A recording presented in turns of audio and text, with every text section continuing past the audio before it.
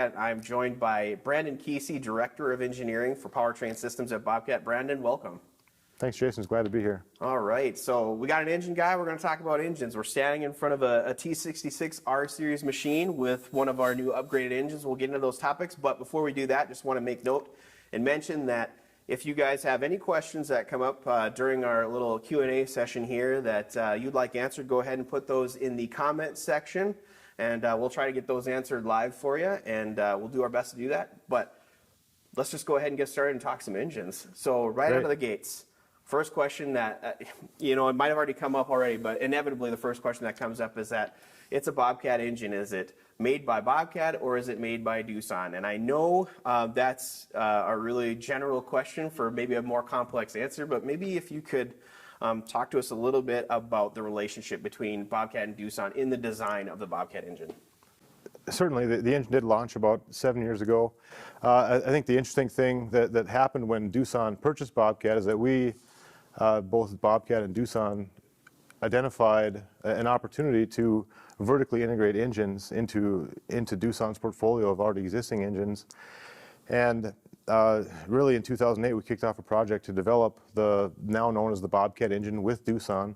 And Bobcat played a significant role in providing inputs to Doosan on what the engine should look like, how it should perform, how durable it should be, things like that. Sure. So I had to ask that question right away to get that out of the way because I knew that one was going to get asked. And by the way, thanks for joining us. If you're just joining us right now, Brandon Kisse, Director of Engineering for Powertrain Systems, is with us. We're talking engines. And as I mentioned, the questions will coming in. If you've got a question for us, go ahead and put that in the comment section. We'll try to answer those live here as we're going. So by all means, if you've got a question, something that we're talking about, ask away and we'll try to answer those as those happen. And so, Brandon, just to get back to the original design of that Bobcat engine, 7, 8, 9, 10 years ago when this project first kicked off, we were kind of moving, into different territories with emissions, right? So at the time of the launch of the Bobcat engine, we were moving from interim Tier 4 into Tier 4. And I think we've all kind of seen some changes in the industry with the engines, whether it be things like diesel particulate filters, DEF fluid in machines. And so we've seen this cut off at 25 horsepower, 75 horsepower, and then above, right? So can you kind of walk us through some of the things that people are seeing in those horsepower ranges with emissions? Sure, I certainly can. The primary cutoff that the Bobcat ends up dealing with is the differentiating factor of requiring or not requiring an SCR at the 75 horsepower mark. And that's one of the things that a lot of customers may have seen if they've purchased an S850 or a T870 recently or something like that, those products would have an SCR system. The cutoff at 25 horsepower is really more tied to particulate matter and NOx, both of which are addressed, and the requirements, I guess, are met for the regulation with the new Bobcat engine. Sure. So, two components that I want to get a little bit more in depth with, if that's all right with you, is the diesel particulate filter, which I think across the industry you'll see the DPF system. You'll see that a little bit more frequently in the industry, but we've somehow come up with a solution that does not require one at all. So you talked about NOx, which specifically I think we address a little bit more with that DEF fluid, but if you could talk about the particulate matter, the DPF, how we kind of were able to move away from a DPF, and then what the benefit is of not having a DPF. Sure. The primary function of the DPF is to catch particulate matter and deal with what is commonly called soot in the exhaust system. And through significant effort by both Doosan and Bobcat to optimize the combustion system, we were able to develop an engine that really doesn't require anything external to deal with that soot, and we can do it with a non-DPF or DOC only solution in this case. The particulate matter is generated when you have a situation where you have a lower temperature combustion, and adversely to that, when you see a lower temperature combustion, you see an improvement in NOx. So you see a trade-off between NOx and particulate matter. Sure. And really the optimization of the combustion system is really a balancing act between those two. And that's what Doosan and Bobcat were able to develop is this optimized, balanced system to both meet particulate matter and NOx emissions. Sure. So just a quick follow-up on that, just to make sure that I'm tracking with you the same way is, if I look at a Bobcat piece of equipment like this T66, something that, as they start getting larger, we're looking at that 74 horsepower cutoff. Up until 74 horsepower, you potentially need a DPF. We found a solution that didn't have one, right. But you might still need a DPF above 75 or 74 horse. Is that correct? It can be a little bit of a catch-22 question, but generally speaking, no, the DPF is more dependent on just particulate matter. The particulate matter requirement for a below 75 and an over 75 horsepower application is generally the same in terms of grams per kilowatt hour or the amount of soot that comes out of the exhaust. The big difference is the amount of allowable NOx. It's roughly reduced by a factor of 10 when you jump that 75 horsepower mark. Sure. So you end up with a situation where you have to have something additional, an additional after treatment. In this case, it's selective catalytic reduction, or SCR, where you have to add DEF fluid and consume that in the exhaust. So whether it's a T66 or a T870, Bobcat engine doesn't require a DPF. That's correct. Okay, and then what about above that 75? When you start getting into that NOx range, you start adding some more components. You said the SCR, DEF fluid, more commonly known, you're using DEF fluid for that SCR system. Is that a requirement that you have on engines over 75 horse, and then is that kind of like an industry requirement, or is that specific to Bobcat? It's really an interesting question. There really is no requirement specified by the EPA or CARB or anybody that says you have to use SCR. They say that you have to meet this particular emission regulation. And the interesting thing that industry has come up with is selective catalytic reduction, SCR. And that's really the only way that's commercially viable to meet the NOx requirements. Sure, okay. So a little bit more common in the industry too as well then, since that seems to be the only Yeah, it's path. pretty much in everything. Okay, sure. Makes sense. And we're all getting familiar with DEF if we haven't been before, so we're all pretty familiar with it. One more question for you here before we really dive into the new upgrades that we're seeing in some of the new equipment here, and that's, Bobcat, when you look at, our website or some of our videos, we'll say things like, we match the machine to the equipment, or we match the engine rather to the machine, or the engine to the piece of equipment. What does that mean when we say that? I guess I'll answer this in a couple different ways. One of the critical things that we did when we introduced the Bobcat engine was we went from a large number of engine blocks down to one in the case of the D24. This engine actually is a D24 in this application, 2.4 liter Bobcat engine, for those that use that vernacular. It replaced 5 different engines that were used previously in other Bobcat products. Sure. And the two key factors that we look at, I guess, in terms of optimizing or fitting an engine into a package is certainly all the peripheral components, where the oil fill is, where the dipstick is, where some of the intake componentry and turbocharger, things like that are located, but also the specific performance of that engine and the actual torque curve. And that's, kind of going back to your first question, that's one of the things that Doosan allowed us to do in working with them in the early development stages, was to really customize the torque curve to meet Bobcat specific requirements, and we actually saw some pretty significant performance gains in certain applications. You said significant performance gains. We talk about that all the time, when we're talking to our customers. We see that torque. How significant are we talking about? Or like something you can actually feel? Yeah, I think you can certainly feel it. It's definitely visible on paper, 20% across the board, generally speaking. Wow. In a loader product. And really, it doesn't do a lot to change the horsepower rating, but what it does, it gives you a lot stronger feel in that vehicle. When you go into a pile or engage an attachment under heavy load, the machine's going to hold the load better and feel a lot stronger. Sure.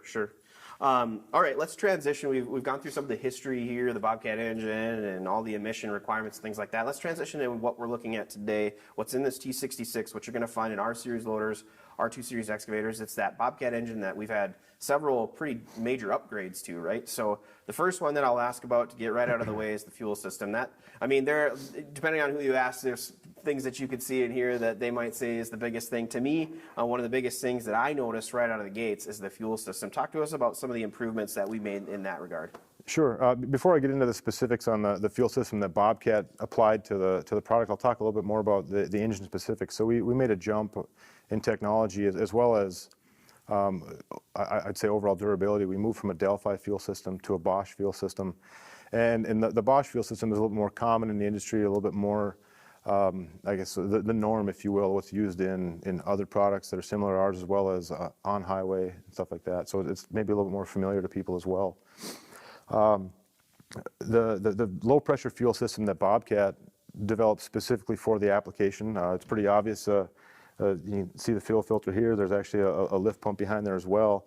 Substantially larger, roughly 2 times the media that we have today, with pretty significant improvement in water separation capability, offering really what we believe to be the state-of-the-art fuel system protection is what we're offering. Some of the other things that you can't see on the engine, I'll point out, and kind of under this area, under the valve cover, we went to a hydraulic lash adjustment. So the requirement to adjust valves and valve clearance at 1,000 hours doesn't exist anymore. It's a hydraulically adjusted system, similar to what's used on automotive and on highway and stuff like that. So that's another example of trying to reduce total cost of ownership, reduce maintenance, increase uptime. Sure. So one I got to ask about, because I've heard it from some guys before when I'm talking to customers, and that's what's the cup that's sitting in the bottom of the tank here, the fuel module as we're calling it. Can you kind of walk us through what a fuel module is and what it does? Sure. It's a pretty common component that's used in on-highway. And really the goal of the fuel module, the bucket, the cup, whatever you want to refer to it as, is to improve utilization of the tank as far as how much fuel can you actually suck out of the tank before you start having problems with the engine functionality because it's running out of fuel. What there is there's a Venturi pump within that module that, as fuel is returned out of the high pressure system, it fills that cup with fuel as it's operating. So you always have a constant supply of fuel around the pickup tube, and that's basically the exact technology used on highway for the same purpose. Sure, and I guess that makes sense. If you've got a pump that's always filling that smaller modular cup or whatever you want to call it, then yeah, I can see how on a side hill that'd be pretty beneficial for not running out of fuel at an inopportune time. Okay, another question I have is, okay, we're standing in front of the T66, and I know this engine goes in some of our excavators, it goes in some of our loaders, but specifically in our loaders, if you haven't noticed already, the orientation has changed. It's not transverse, it's not sideways anymore, right? It's more of an inline or longitudinal orientation. So sure. I think one big benefit of that was cooling, right? There's more air wash, but kind of walk us through some of the cooling changes that we see with this specific upgrade to the engine. Sure, and the cooling package right now is tipped up in the service access position, and I think if it's not obvious on camera, it's definitely obvious standing next to it. The cooler is substantially larger. Right. We have a substantially larger cooling fan, roughly 40% increase in cooling fan diameter. Really what that boils down to is you have a lower fan speed, a lower horsepower consumption by the fan motor, and overall improved cooling performance. And you end up with a machine that runs quieter, runs cooler, generally speaking, and it consumes less power to actually cool itself, so you have more power to do work. Right. Cool. So you talked to us about the air wash just a little bit and kind of the improvement. When you went from transverse to inline, it seems like you throw air over the engine a little bit more efficiently. Talk about that just a little bit and what the change was there. Sure. I guess I think this tailgate's locked. I'll close it and show you. But the tailgate is fully open. It's fully screened. So all of the air that comes into the engine compartment is coming through, or I should say the majority of it is coming through the screen tailgate, and washing over the engine compartment, and washing through the engine compartment, and over the engine, and over the components within the engine compartment. And what you end up with is generally cooler engine components, cooler engine in general. It's actually about a 20% reduction in heat load into the cooler because of air wash. And we've experienced extended life on things like alternator starters, compressors, batteries, because they run substantially cooler. I think if I recall correctly, one of the most significant changes was the starter, and it dropped about 80 degrees in 80 degrees Fahrenheit in operating temperature. Yeah. Because of the air wash. Wow, that's a significant change. So, just another comment when changing that from transverse to end line, I think, one of the pillars for Bobcat has always been the serviceability or ease of access, or, some of those more common service items that, owners want to do or work on themselves, change themselves, what have you. You look from transverse, we used to bring everything back to the back of the machine. It was easy to get to. Talk about some of the things that have changed as far as serviceability, or maybe just talk about serviceability in general, what you see with this engine package.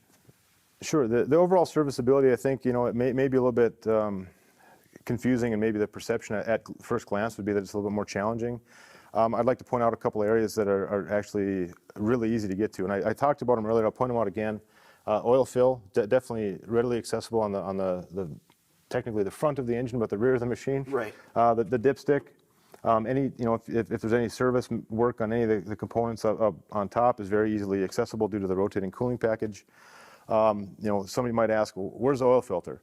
Well, the oil filter is right down here. It's very easy to get at. There's access panels under the bottom to get and drain the oil. In general, I would say that the serviceability is very similar, if not in some cases improved over an M-Series. Right. And I think the oil service interval jumped up in hours, right? Went from 5 to 750? That's correct. We with this version of the Bobcat engine, the upgraded Bobcat engine, we were able to add about 50% to the oil change interval. Wow. Right. Okay. Well, Brandon, this has been awesome. Thanks for walking us through the engine. It's great having an engine guy with us to walk through the engine, obviously, and really appreciate that. Thanks to all the fans that watched today. Really appreciate that. Pay attention. On November 16th, we're going to do another one of these. It's going to be the Machine IQ question and answer session. So look out for that. And as always, follow us on Facebook for any news or updates and things of that nature. So appreciate everybody's time, and have a great rest of your day.